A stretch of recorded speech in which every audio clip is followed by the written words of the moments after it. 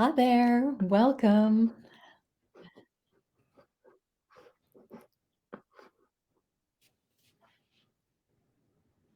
Hello, everybody. I'm good, you can hear me. Excellent. Thanks so much. Sorry for that slight delay. I'm glad we all arrived here. Hey,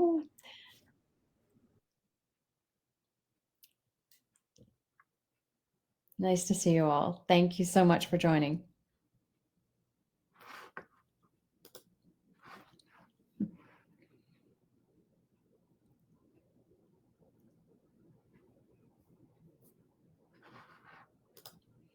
Arshpreet, do you want me to start with the question or do you want to ask the first question? Okay, well, I would love to just ask the first question. Thank you, Christina. Thank you. Hi, everyone. My name is Arshpreet Gill. I am the Digital Outreach Coordinator with the Manitoba Eco Network. Thank you for joining us. Sorry, we had a bit of a technical difficulties, but I'm joined by our ED, Glenn Corluck, and our guest speaker, Christina Hunter. Now, before we get started, just a few housekeeping items on how to use the platform.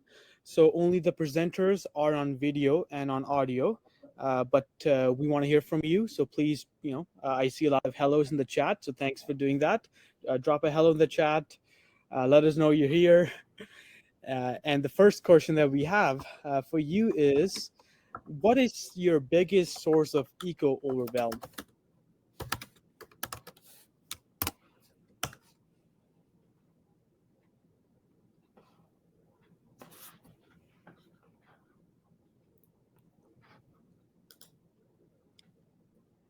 So we want to hear from you. Yep. Thanks, Christine. Biodiversity loss. Water. Yeah. Thanks, Linda. Ice melting. Animal justice from Cameron. Microplastics, Megan. Yeah, I totally agree with you. Knowing there's so much to do and not knowing where to start or what's next. I totally agree with you on that one.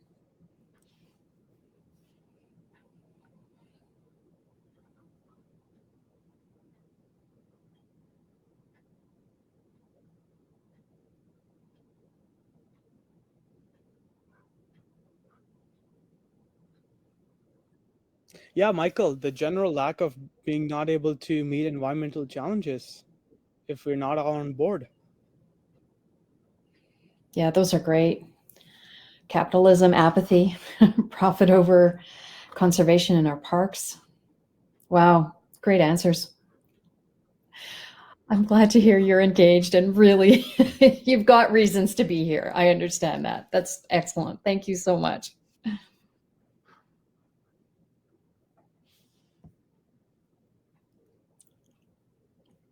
Great. Should we get started then? I know we're running a bit late, but awesome. Thanks, Christina. So we would like to start an event with the land acknowledgement. The Manitoba Eco Network is located on the original lands of the Anishinaabe, Cree, Oji-Cree, Dakota, and Dene peoples, and the homeland of the Métis Nation. Now, I would like to introduce our ED, Glenn Corluck, to share briefly about Manitoba Eco Network. Thanks, Arshpreet, and I'm glad there's so many people attending tonight. This is going to be fun, and hopefully we'll all learn something. I know I'm looking forward to learn a bit myself. I'm the executive director of the Manitoba Eco Network. Have been for about the last 3.5 years. I haven't burned out yet. I figure I got at least another 2 or 3 years left on me before I totally collapse. But it's important that we all pace ourselves and try to do the best we can. The Eco Network has been around since the 80s. It's a small nonprofit charitable organization. For those who weren't familiar with us, we've got a very enthusiastic volunteer board. We're small in workforce. There's 4 of us doing about 10 jobs at the same time. We lost our, core funding from the province a few years ago, so that set us back a bit. But we move on and we forge ahead, and we do the best we can as a network organization. We work with grassroots organizations. We're heavily into policy advocacy.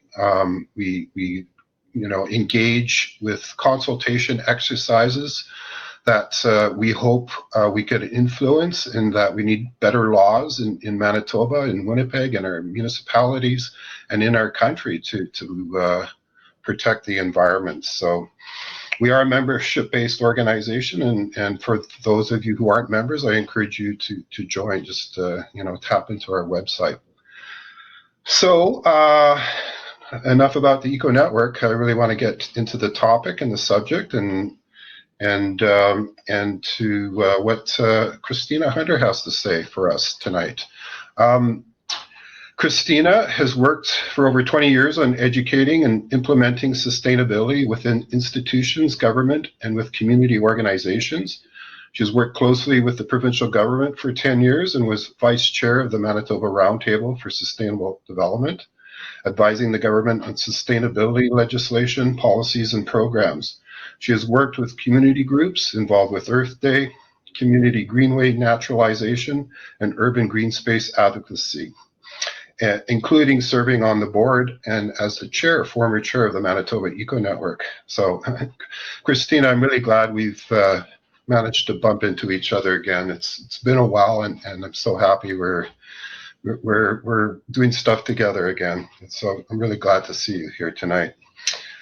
Christina has won awards for both her outreach and teaching, and continues to be actively involved in promoting sustainability and the connection to well-being through her podcast titled Live Well Green, and through the Eco Impact Academy, where she helps caring, eco-conscious early and mid-career professionals go from feeling overwhelmed with the state of the planet and trying to do everything to being confident that they are focusing on the right things so that they could make an impact without burning out.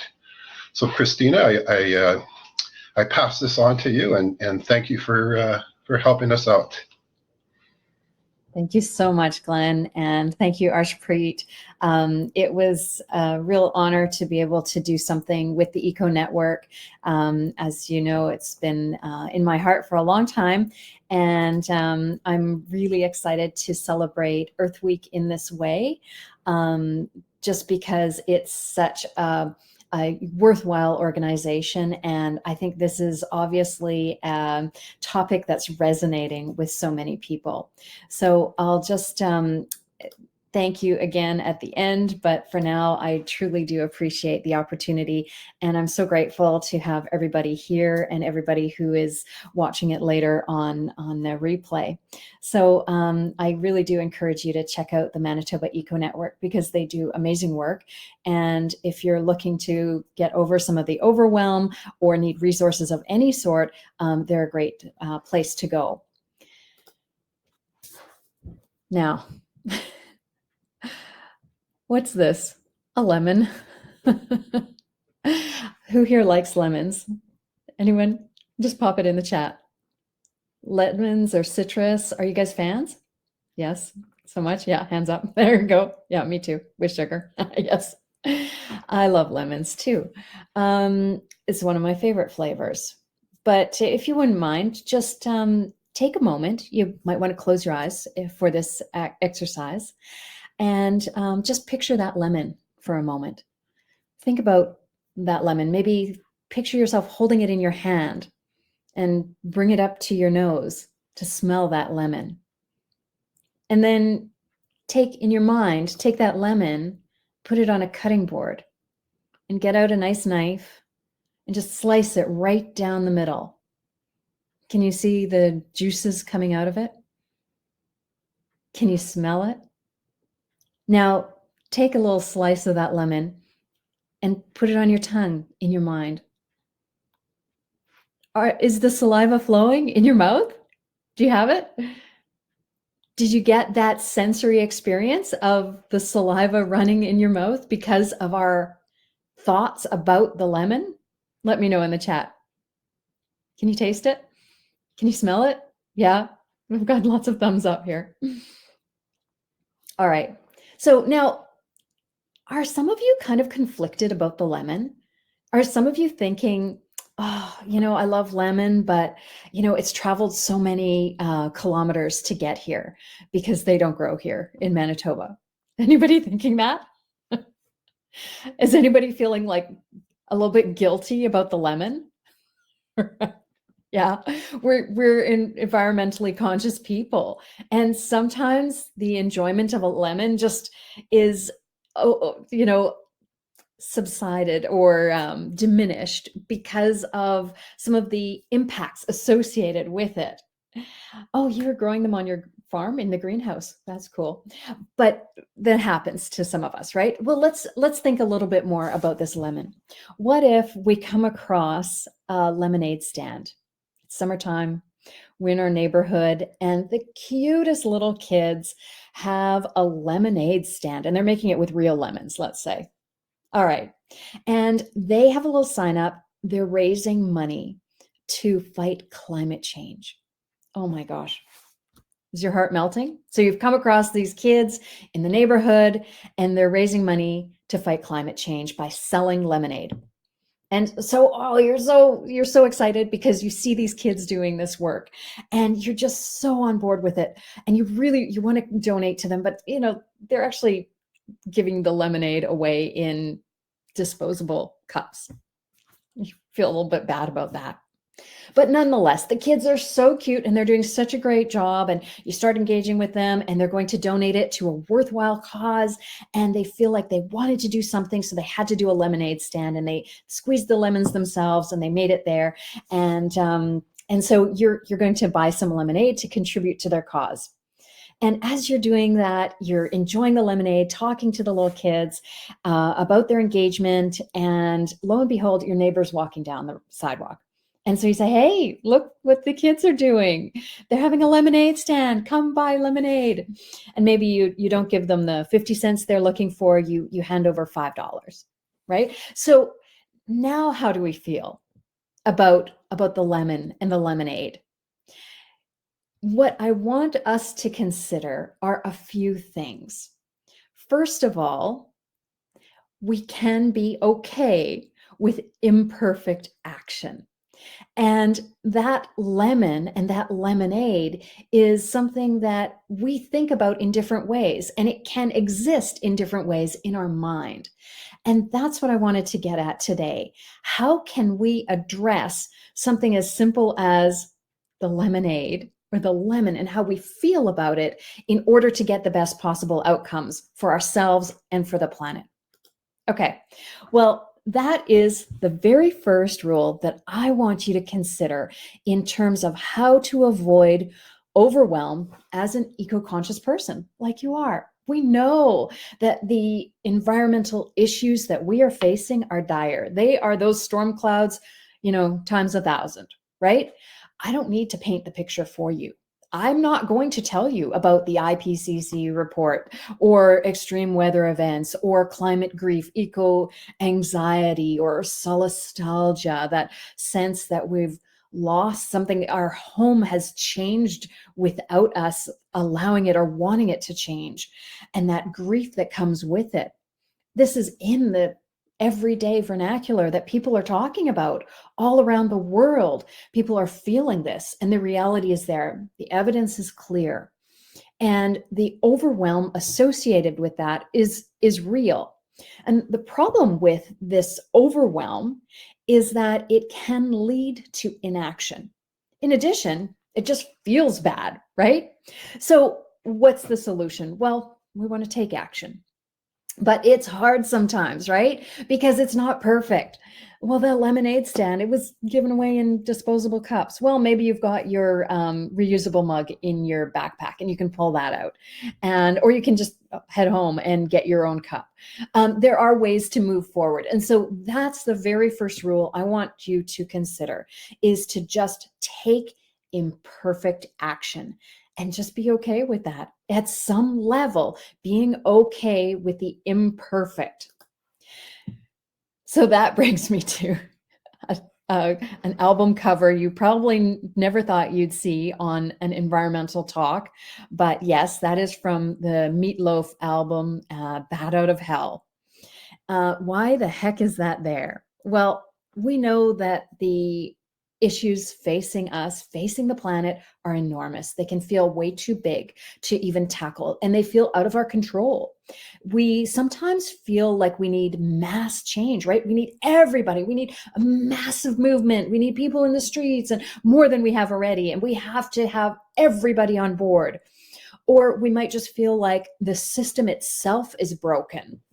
But I'm going to encourage you, despite all of that, to look for ways to take action, even if it's imperfect.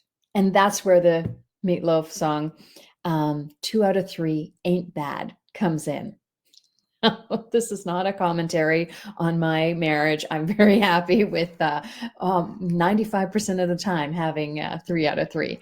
But here is something that we need to consider in our environmental actions, that we need to be okay with less than perfect. So how do we get to 2 out of 3?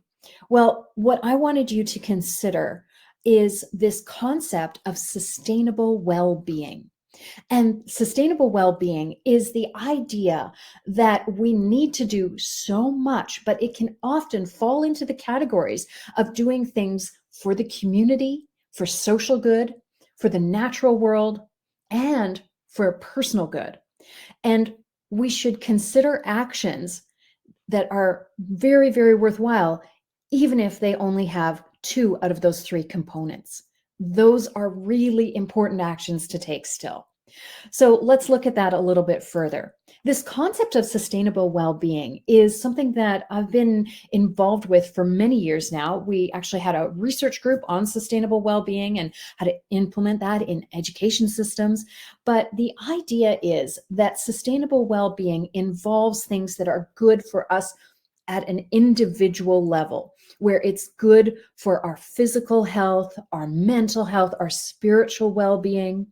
And it's also good for our community, where we are doing things that build resilience, where we're adding to social justice and developing equality and righting historical wrongs.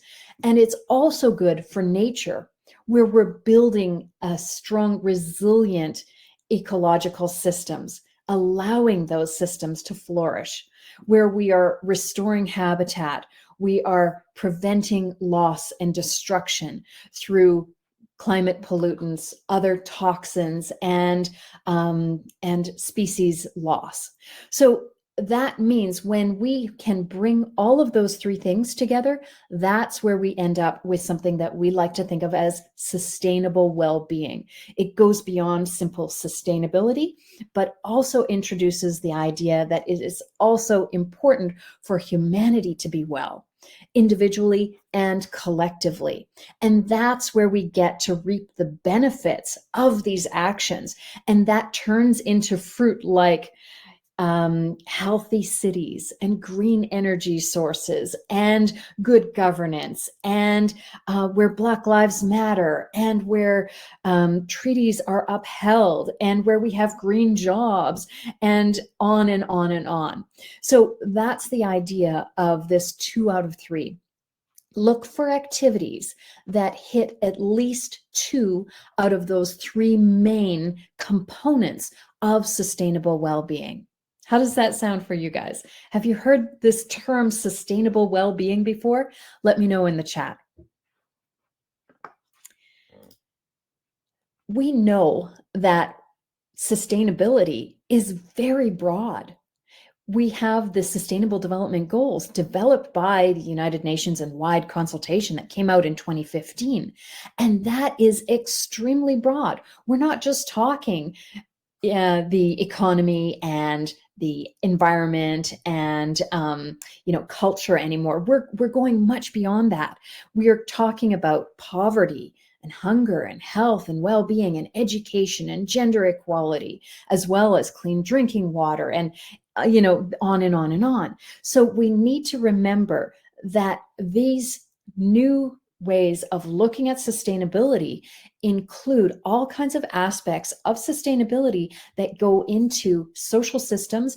And I'm going to encourage you to think about that also going into the personal.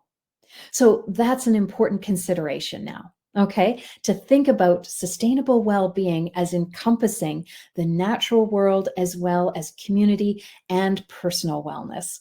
And to me, if we go for 2 out of 3, wonderful. So looking for imperfect action, that's rule number 1. Sustainable well-being is the caring for our personal well-being while caring for others and the planet. And that's a definition I like to use.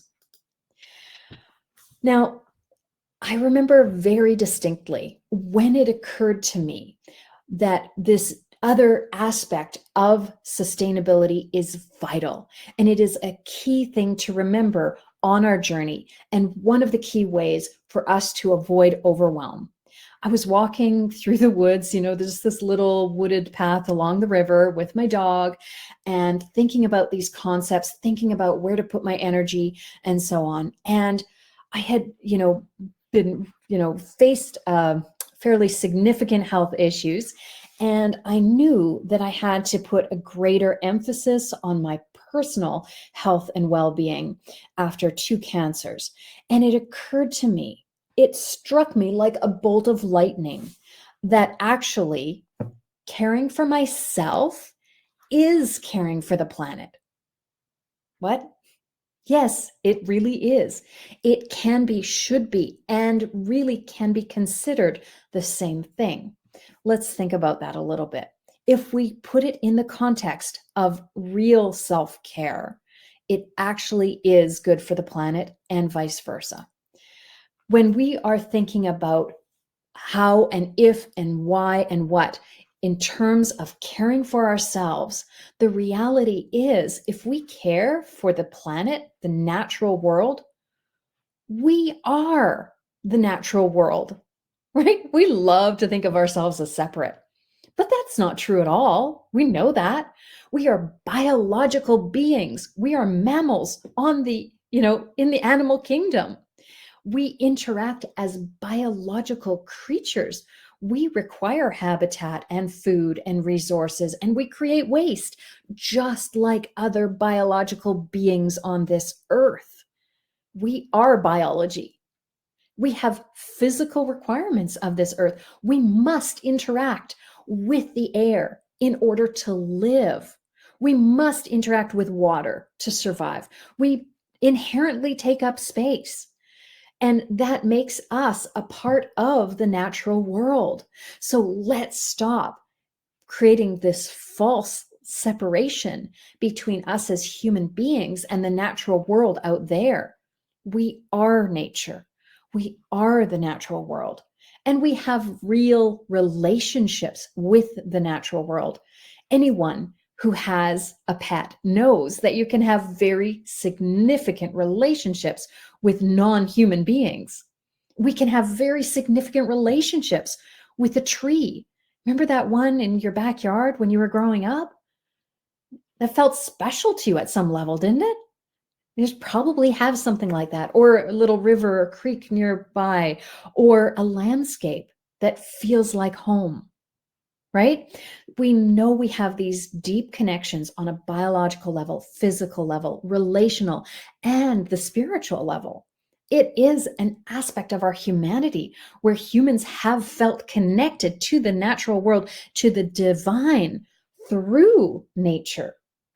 And so this is a reality of how we are part of the world on so many different levels. If that resonates for you, just drop a yes in the chat to let me know how you're feeling about that. So we are beings of nature. So now, if we think about taking care of ourselves, we are taking care of nature. I'm not going to undervalue, devalue the work that we need to do to prevent climate change, species loss, habitat destruction, pollution prevention, etc. But I'm telling us that it's okay to also care for ourselves as we do this work. All right, Thanks for some of those yeses, hearts, and thumbs up. So this is a wonderful quote from Audre Lorde, whose incredibly wise words were. She said, "Caring for myself is not self-indulgence, it is self-preservation. And that is an act of political warfare." Just think about that for a moment. Is it not absolutely vital that we preserve ourselves so that we can engage in this work, so that we can continue this work, so that we have the energy and the creativity and the depth of resources within ourselves to do the work that we need to do? So just think about that for a moment.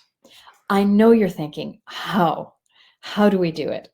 And that gets me to rule number 2. We talked about acting imperfectly in the beginning.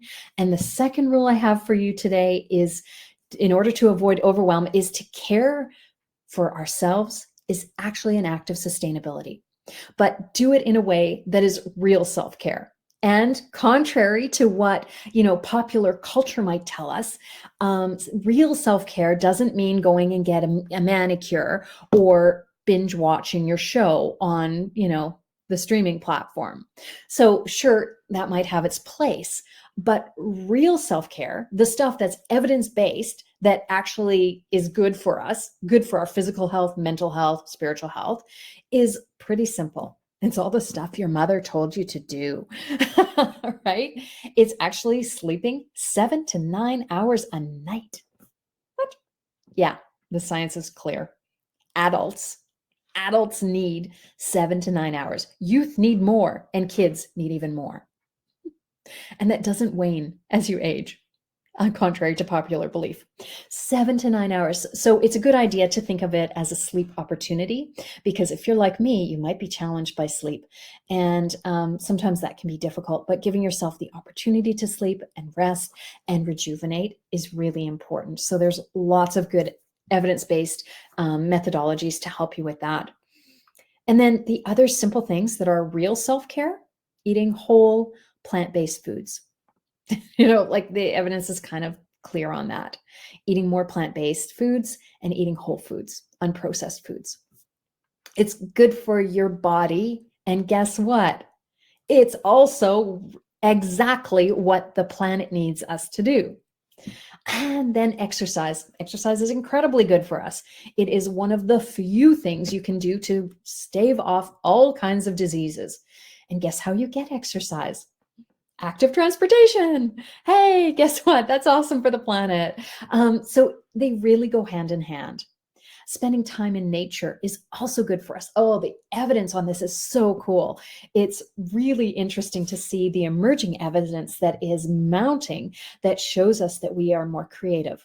We are less prone to anxiety. We have better test scores. People recover better from surgery when they have a view of nature. There are so many markers. It reduces blood pressure. It helps to calm the nervous system. There are all kinds of benefits to spending time in nature. So let's do that. We need to reframe nature, of course. It's not out there on the weekend only. Nature's right here. I mean, it's out my window. I'm looking at it right now. There's nature. It's the blue sky. It's the tree that really wants to bud, but it's a little bit cold for it yet. It's all of those things all around us. It's that cold air if you just step outside your front door. It's always cold. No, not always cold. And then finally, finding your tribe, finding people who are like-minded. Look at the people here. We have 55 people on this call today on a Wednesday evening. And there are so many others out there who feel the same way as you do and can help to support you through those emotions that you have. So that's the second rule. Consider that caring for yourself is an act of sustainability. And this radical act, how do we get there? Well, I have 3 ways for you to consider implementing in your day and week. So first of all, create a framework for your days that allows self-care to be a part of it, where you have as part of your schedule that 7 to 9 hour window of opportunity for sleep. And where you bake in the idea of eating well. It's a planned part of your day. I know our days go sideways all the time, but if you have the plan to have something, healthy foods on hand, and back up something in the freezer if you don't have time to cook right away, those types of things can really go a long way to just having it built into your day. Thank you for that, dropping that in there, Christine, with the literature that supports comprehensive health benefits of exposure to nature and green environments. Thank you for that. Everybody have a look at that in the chat.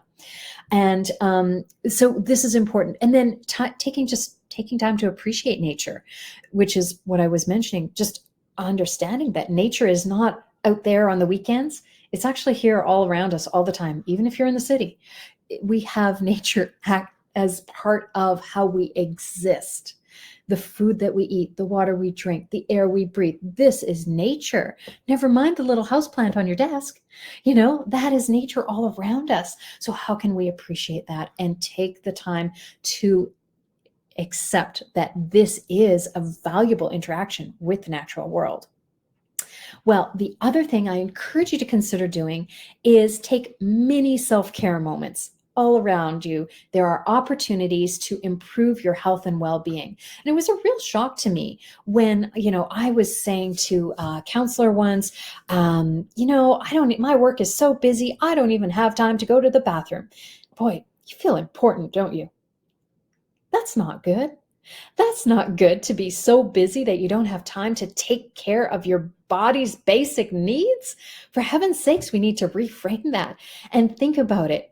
Having a moment to yourself, getting up, walking around, having a glass of water, or just enjoying the view for a moment, that is vital.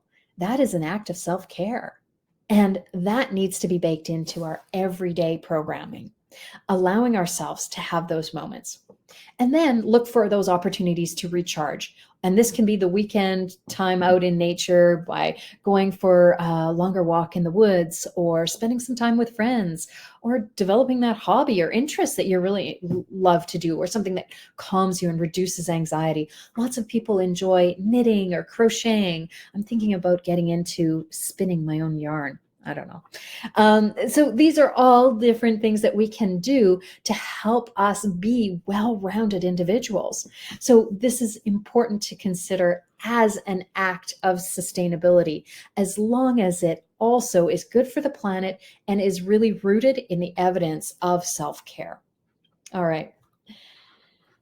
Yes, when people's needs aren't being met, it's hard to have these things. Absolutely. We have to think about needs at first. I mean, when we think about that Maslow's hierarchy of needs, the very basics are on the bottom. That is food and clothing and shelter, and basic security and safety. So we have to get there first. Absolutely. And thank you so much for bringing that up, Adra. Sorry, I can't read that properly, but I appreciate you saying that. Absolutely, we have to get there. And it can be very difficult to work these other things in. Finding the smallest ways to give ourselves a little bit of care is absolutely vital, especially when people are struggling for the basics. And that is a very, very important thing to remember. So what's with this lady? Do you have somebody like this in your family?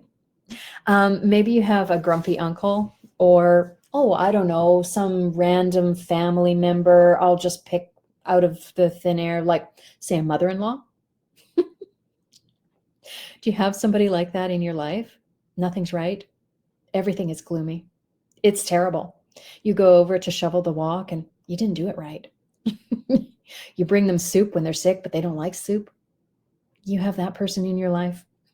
That's me right now. Yes, we all do. Yes, we have those people in our lives. And the problem is nobody wants to go visit the lady who's grumpy all the time, or man, or person who's grumpy all the time. So this is the next thing to consider. Even though we know We know what's going on with climate. We know what's going on with the issues. If we are projecting that to others all the time, they're not going to want to hear it. But more importantly, why are we that person to ourselves? It is so vital that we not be the grumpy person to ourselves. We're working hard. We're trying hard. We know the issues. We need to give ourselves a break and not just say, always, no matter what we do, it's never enough. Because nobody wants to hang out with that person. And we won't either. We will be deeply dissatisfied with that. So we need to really think about how to take action that allows us to feel good. Why? We need to feel good for other people, show them that this can feel good. We need to do it for ourselves. And the reality is, we don't take action when we are overwhelmed and feeling like everything is beyond our control. In order to keep going and to keep doing the activism and the projects and the campaigns and the actions that we need to do, we need to feel good about it. In order to feel good, we need some dopamine. So how are we going to get that? Well, look at the picture of the little toddler here, taking his first walks, mom smiling, and the other parents probably on the other end clapping and cheering. Have you been party to seeing a little toddler walk for the first time or one of the first times? That's usually noted in the baby book. It's a big event, right? And parents and aunts and uncles and grandparents, they all cheer. They're like, yay, hooray, you're doing great. That's amazing, yay. Well, why do they do that? Why do we cheer on the little toddler who's just learning how to walk? Is it because they're perfect at it? No. Is it because they're ready to win a race? No. Is it because they're never going to fall? No. Is it because they just ran a marathon? No. It's because we know they need to feel good. They need the dopamine hit in order to want to take more steps. Okay, let's consider, can we do that for ourselves? We take a step. Let's get some dopamine flowing. It is shown that that is how you create the habit. You've got to release the dopamine. So how do we do that? Well, we can't save it for later. We can't save the reward, the feel-good thing for, oh, I'll buy you a beer later after work. No. It's not for later. It's in the moment. And it's every small success. It's not once you've achieved something, once you've changed the legislation or you have whatever, big goal accomplished. No, we have to reward every step and feel good internally in our minds.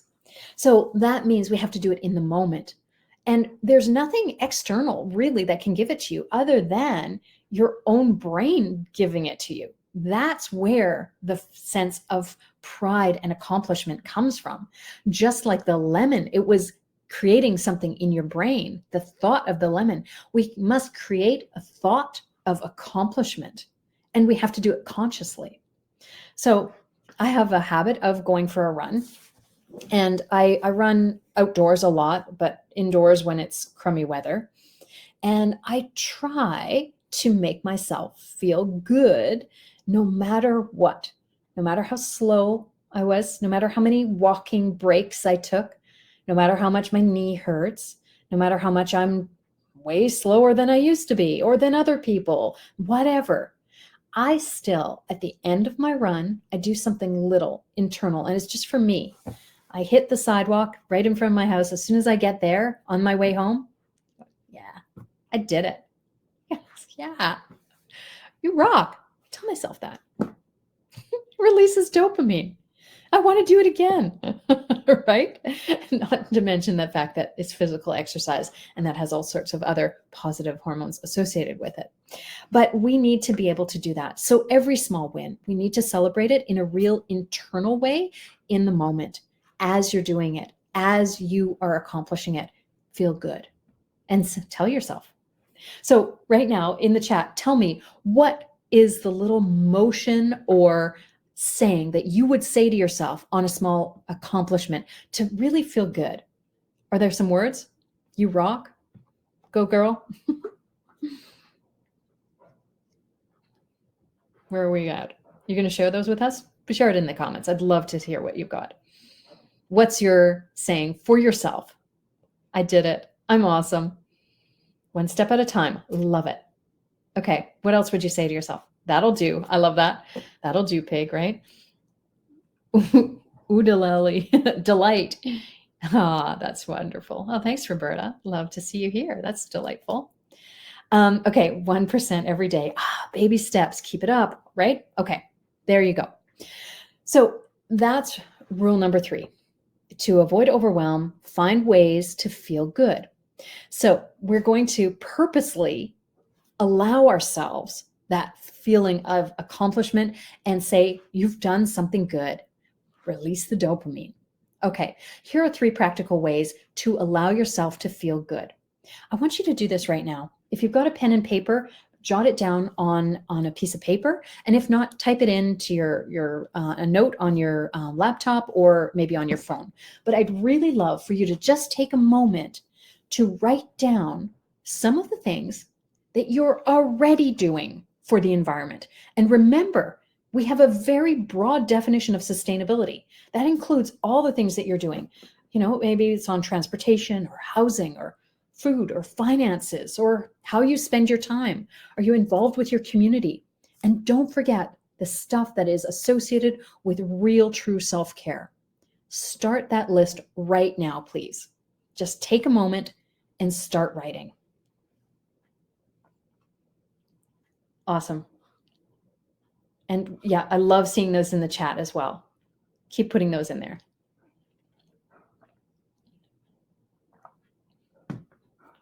Chemical products I no longer use is what Morgan says. Kathy says, I just list all the things I'm no longer buying in plastic once in a while. Awesome. I'm glad you're doing that already. Just take another half a minute. Start scrolling. Vegan, that's huge. Hanging clothes outside all year. That's amazing, Linda.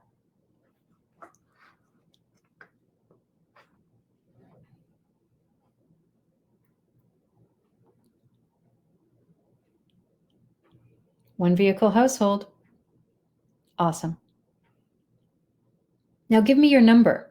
Count up what you were able to jot down. Count the things and give me your number. How many things could you write down in that period of time? Buy what I need, not what I want. Awesome, Sean. Driving much less, combining errands. Awesome. Sylvia, 6. Oh my gosh, amazing. Okay, what's your number? How many things did you write down? 10, Bernadette. Oh, Christine, 9. Arshpreet, 8. Amazing. This is an important activity. I just got you started here. Honestly, this feels good, right? Are you amazed at yourself? 8, 10, 6, 5, all those numbers are amazing. If we have more time, you would have a much longer list. You are already doing things. You're already, bringing your reusable bag to the grocery store. You're already signing petitions. You already cleaned up your investments and made sure they're not investing in fossil fuels. You're already talking to your children about the importance of not consuming too much excess stuff. You're talking to them about donating money to a charity at their birthday party, or you're just walking them to school rather than driving all the time. You're doing those things. You're riding your bike, maybe when the weather's fair. Maybe you're doing it all year round like a brave person. You're doing so much work. Maybe you're actually working in the environmental field. Maybe you're holding together an environmental organization like the Eco Network, with a shoestring budget and making it work and making an impact. That's important work. You're doing this stuff. I want you, if you do only one thing, make this list and allow yourself to feel good, because that is how we take action.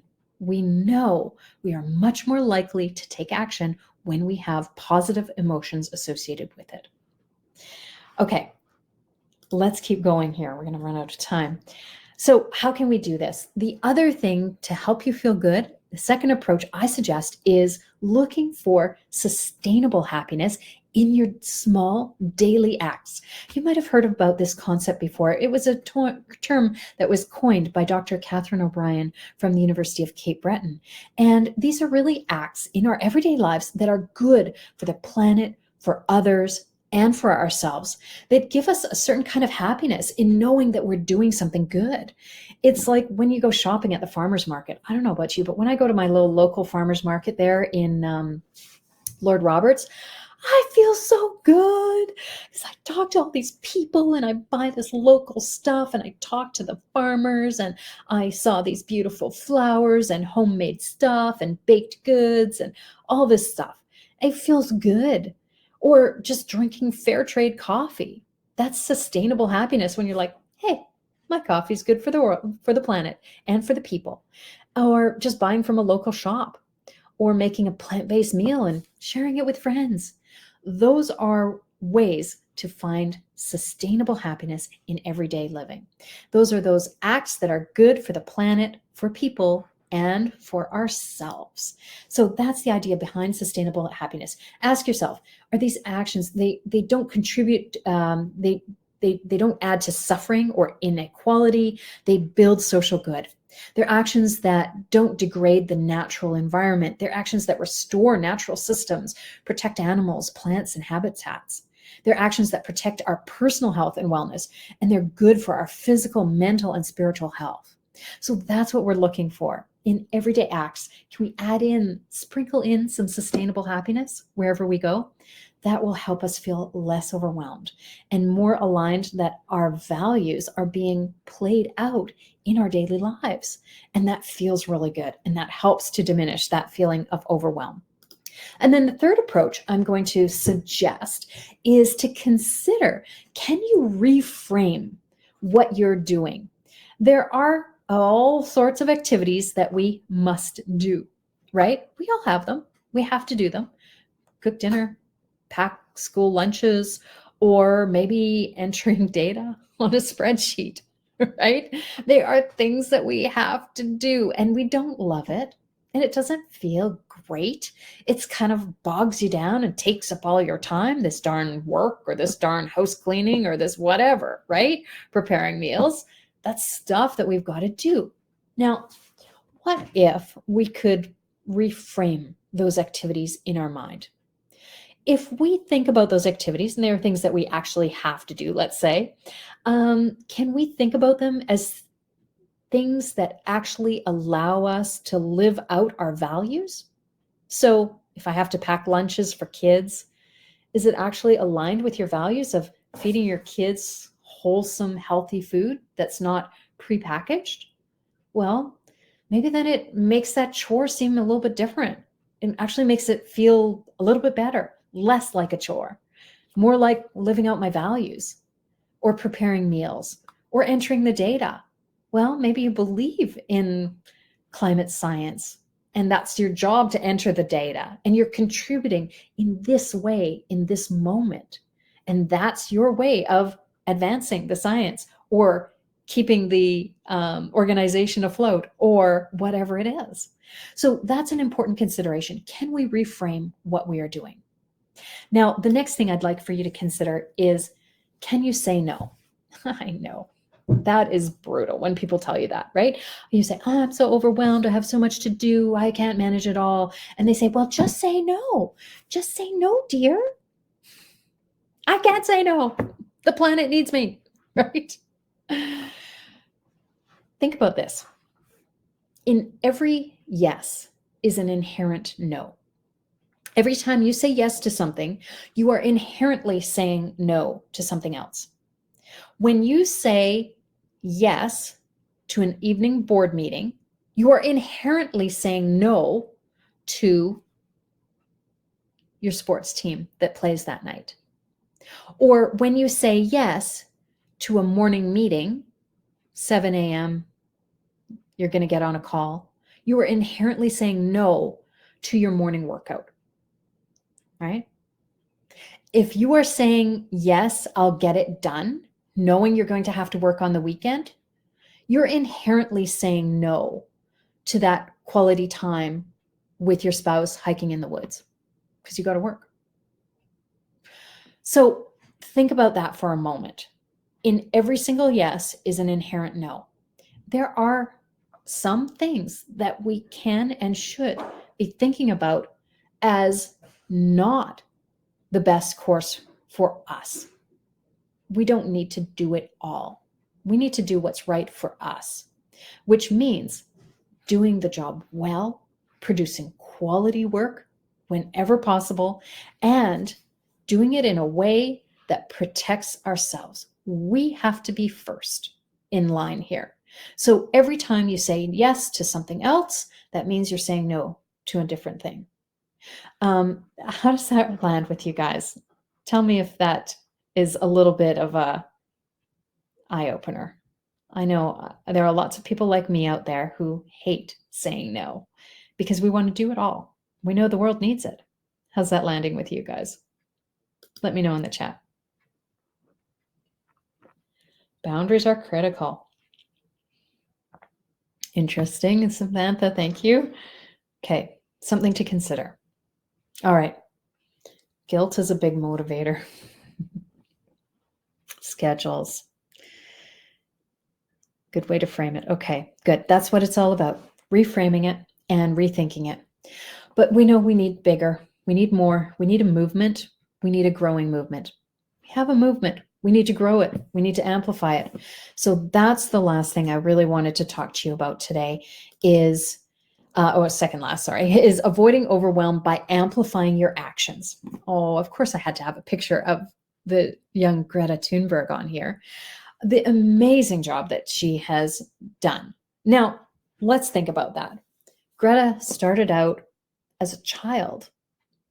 Children don't have a lot of power in this world. And she just took that action and said, I'm striking for the climate.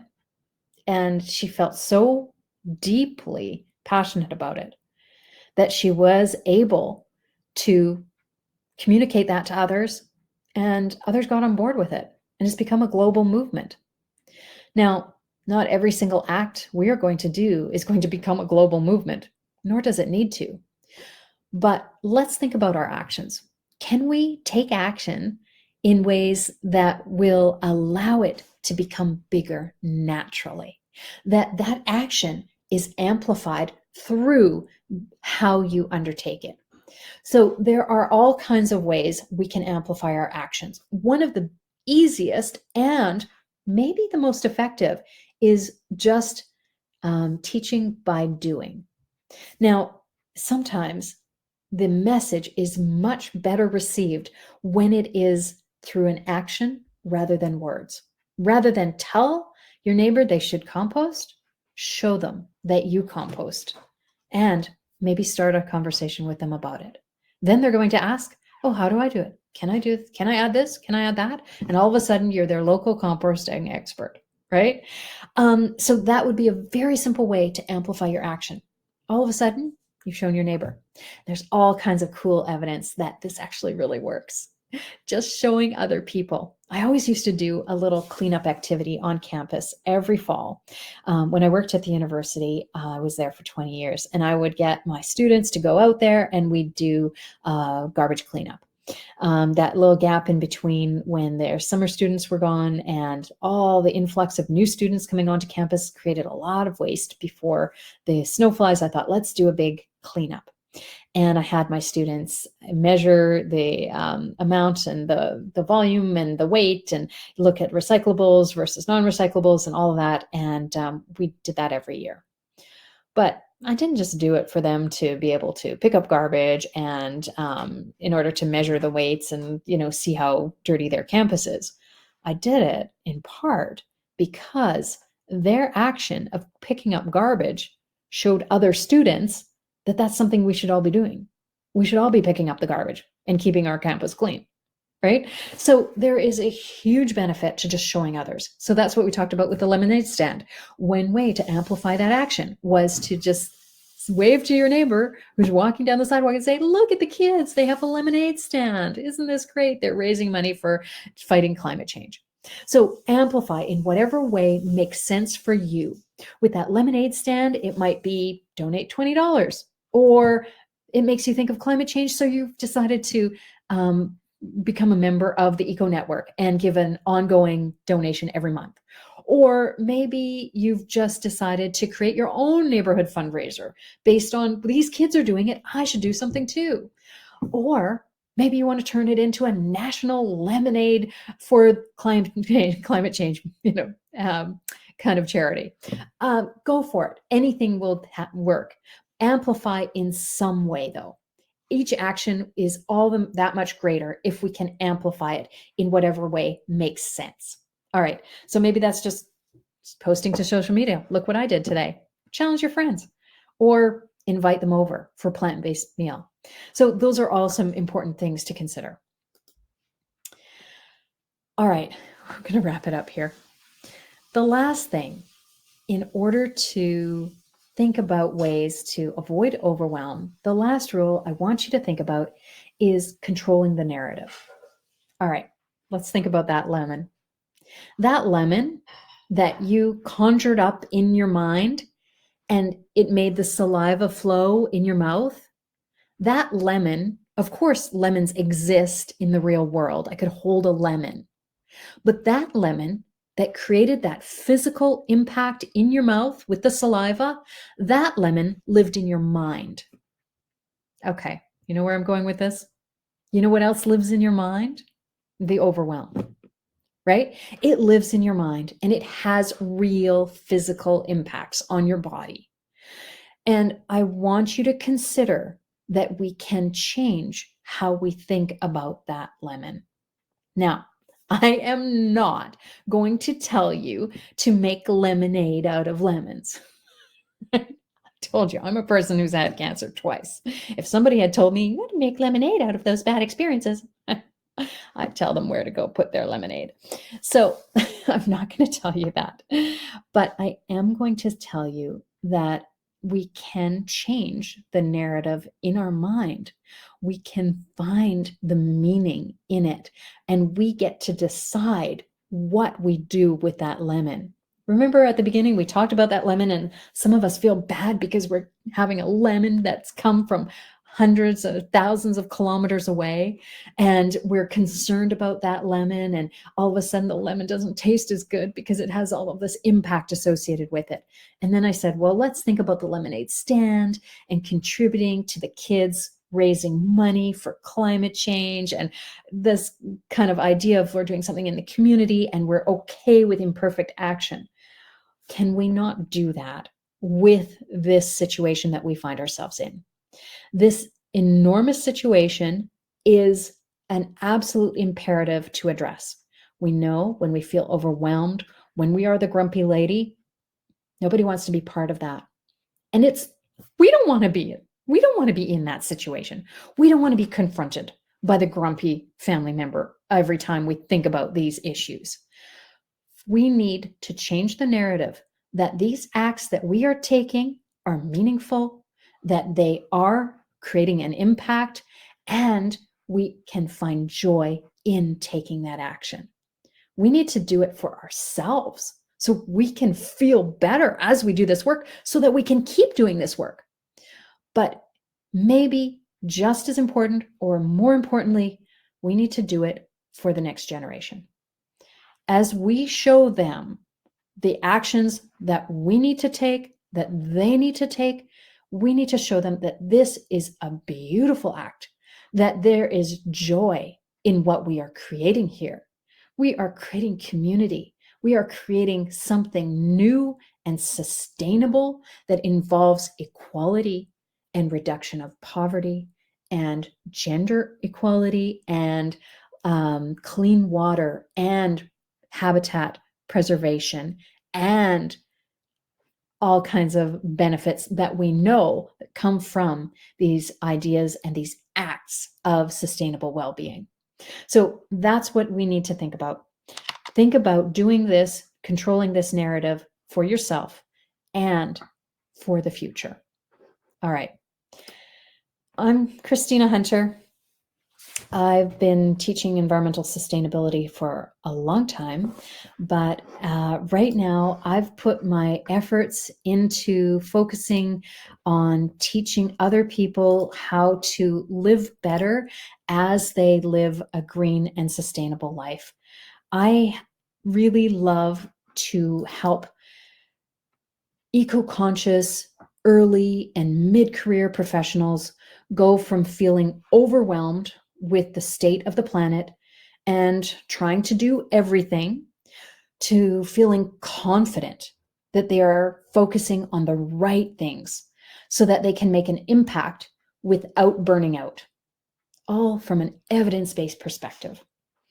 If you feel like that's you, if that resonates with you, an early mid-career professional feeling overwhelmed with the state of the planet and trying to do everything, who wants to feel more confident in focusing on the right things so you can make an impact without burning out, just type a little me in the chat. I would love to know if that resonates with you. And I really, really enjoyed this opportunity.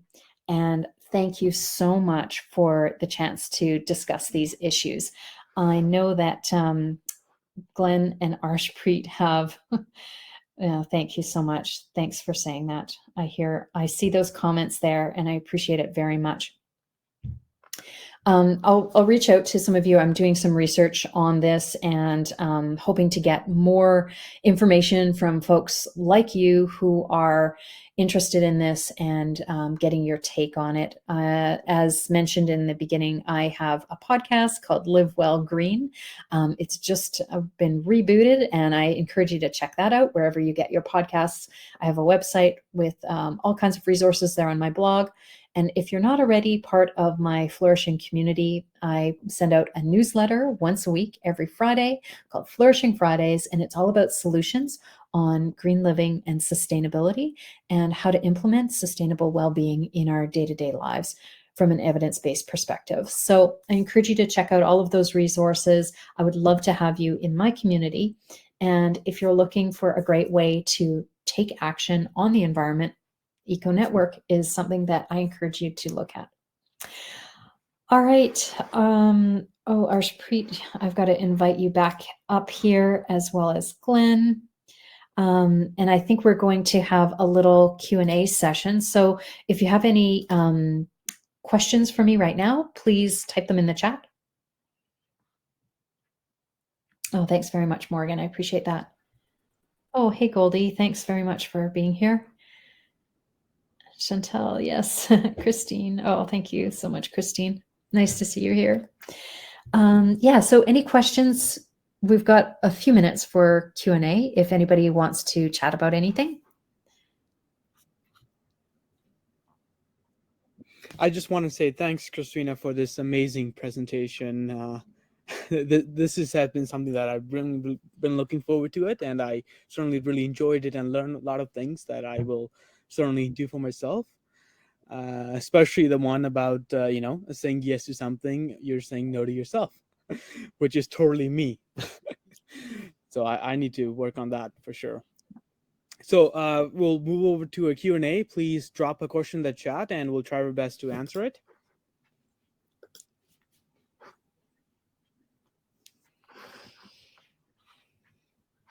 Thanks so much. I don't have any questions here.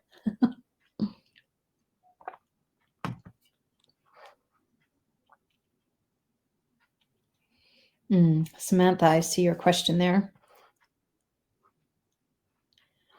Oh, Kathy, thank you for that. You made your list and you realized how much you are doing. Okay, I'm really glad you have that. We all need to support ourselves. And I think that's one of the easiest, quickest ways to actually feel good. Why don't I tackle Samantha's question and then keep dropping them in the chat if you have any questions.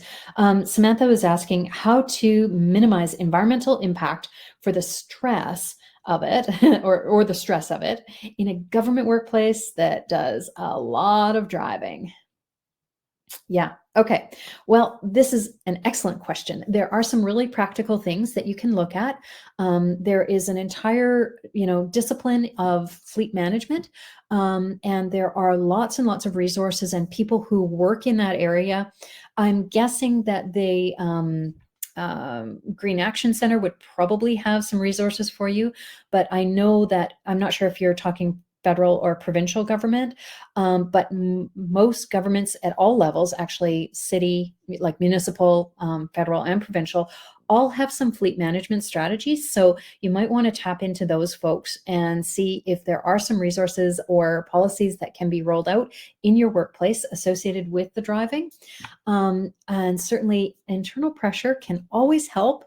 And sometimes it's not seen as a priority until people kind of make it a priority and say, hey, this is something that has come to my attention that we should be doing better on. So that's what I would recommend if it's inherent in the way the work is done. Now, of course, the pandemic has really shown us that we can do a lot without traveling. So really understanding, are there ways to rethink what we're doing, and try to get better with being either more efficient with our trips, with our fuel source, with the vehicle itself, and or minimizing the trips that are necessary. So those are some approaches to take, but certainly there are fleet management and transportation experts within government that would probably be a great resource for you. Does that help? Let me know in the chat if you needed anything more on that front.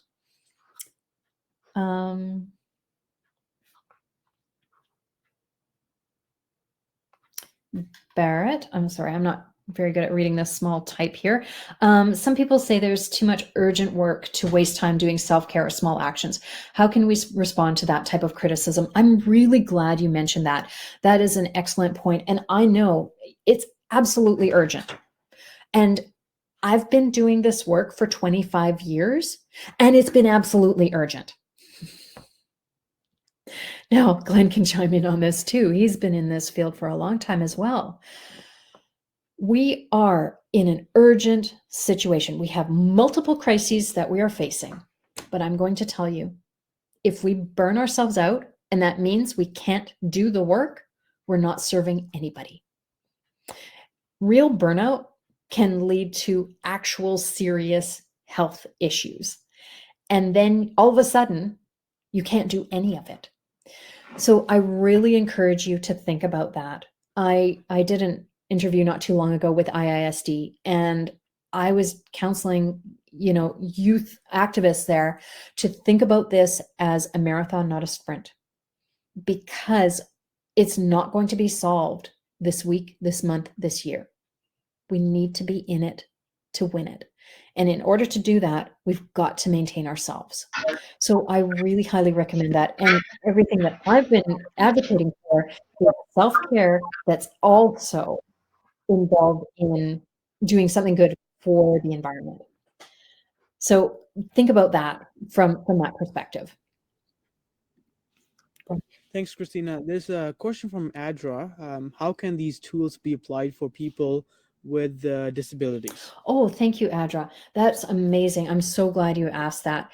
I think this is absolutely vital that we need to think of it from an inclusive perspective, because we all have various levels of abilities, and some people have more limitations in terms of mobility, and some people have more limitations in terms of how much time they can focus on one thing. But in the same way, we all have our unique gifts in terms of what we can give to the world. So I really, really want you to consider that. I've often run across students who say something like, oh, well, I just don't have very much experience yet in the workforce. And I'm like, well, that's a real asset, because you're fresh out of university and you've got all the latest knowledge. Or I've got students who are coming from international students, and they're like, well, I don't have Canadian experience. I'm like, well, you know what? The flip side of that is you have a real asset in that you understand what it's like to live somewhere else and what the norms are there, and maybe some of the behaviors there that are really beneficial that we should be adopting. So on the disability side, and I do not mean to say that there's benefits to having limitations in terms of physical or mental abilities, but I'm also saying there can be a flip side that we should be using to our advantage, because we need all modalities approaching these as solutions, because we know neurodivergent persons will see the world differently and they can provide solutions that others might not see. And persons with physical limitations on their mobility will see the world in a way that helps us advocate more effectively for all abilities, right? When we talk about removing snow or access to buildings and how that needs to be built into how we build our streets and how we build our cities better. And so that's the small solution. I hope that sounds appropriate to you, but let me know if there's something else that you had in mind there. But I really see that everybody has their unique gifts to share with the world, and whatever perspective you bring to it is your unique perspective, and that is truly deeply valuable, and the world needs that. Okay. Any other questions? I think there was one more from Cameron. They were saying is that I like all your suggestions and do many of them, but I also feel your emphasis on self-care. But I still feel that my individual actions barely scratch the surface. Yeah. You know what? I had been playing with some other graphics in order to deal with that issue too. And I had a pile of rice on one graphic. And it relates to an allegory I've heard. And that allegory is a person was told to create 2 piles of rice, given some rice on the countertop, told to create 2 piles of rice by their teacher. And then the teacher said, now take away some rice from one pile so that you still have 2 piles. And the student starts taking away some rice from one of the piles and quickly becomes aware that we don't know when it's still a pile. Is 1 grain a pile? Is 2 grains, or 3 grains, or 4 grains a pile, or 5 grains a pile? So we need a whole pile of action that is absolutely built on every grain of rice. And what action is enough? And what action is so insignificant that it's not enough? You tell me where that is. There is no line of what is not enough. We know that every action will matter because it is clear in the data. I understand it. You look at it too. We know where our climate emissions are: transportation, housing, food. How's that not accessible to me? Some of it surely is. So what about those things that are real in terms of the data? I'm not saying we don't need systemic change. We absolutely do. Where does systemic change come from? Does it come from you writing that letter? Is it that one letter that you write that's the tipping point for your politician to pay attention to this? Is it that one more signature on a petition? Is it that one more person at the rally? Is it that one more challenge to your friends on Facebook? Where is that tipping point? How can we say? So that's really, I want to encourage you. I understand that. I get it.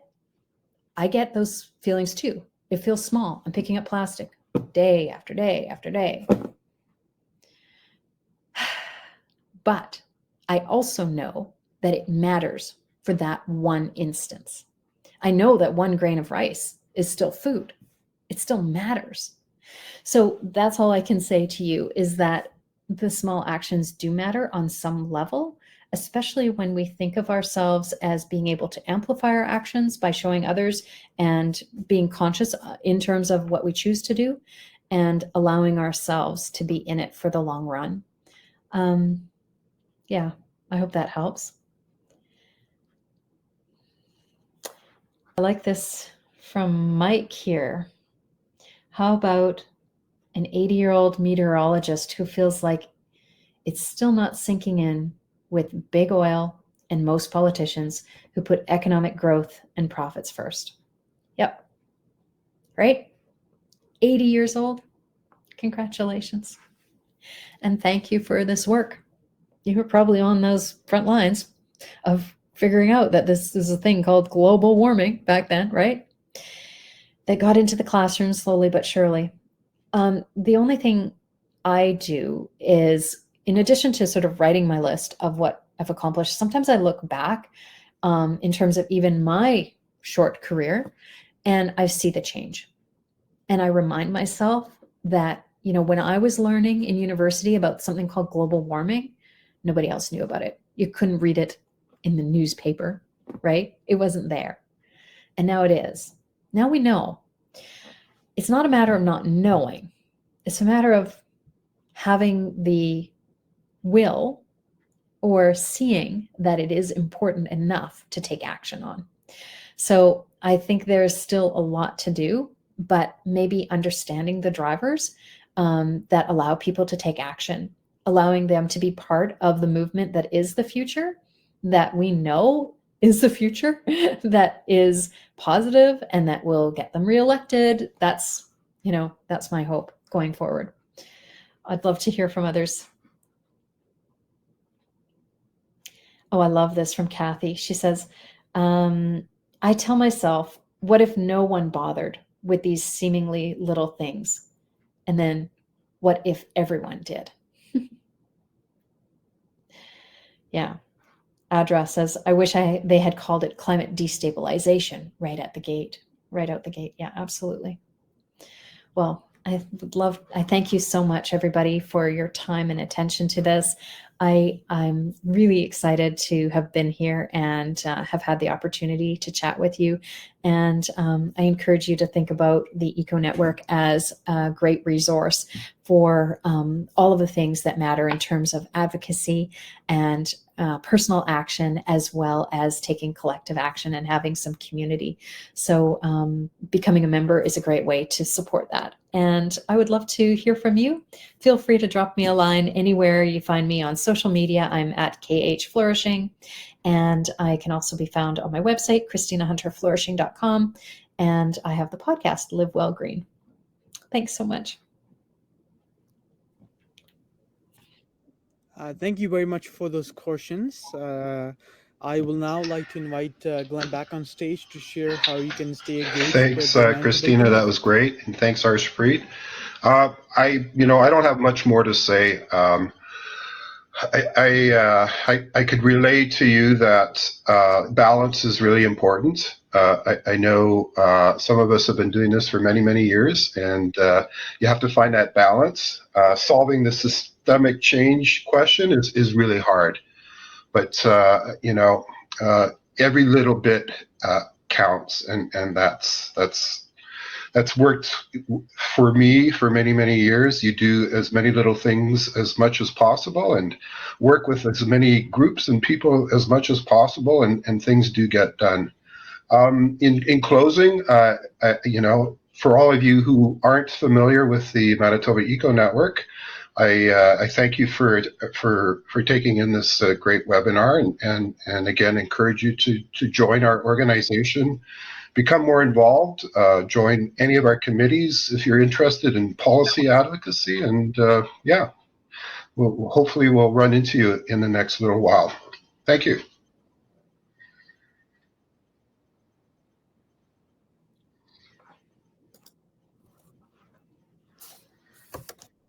Thanks, Glenn. Great. Yes, so please support us by becoming a member. You can donate. I'm putting a link in the chat. Or if you are youth and would love to volunteer with us, please do. And otherwise, just keep following us on social media and stay engaged to the work that we're doing. Wonderful. Thank you all. It's been a real delight. All right, we'll sign off there, and the video will be made available. It will automatically go out, and I just really enjoyed having everybody here, and thank you all for your time. Have a wonderful evening, and go and do something green that feels good for the planet and for you. All the best. Bye for now. Thank you.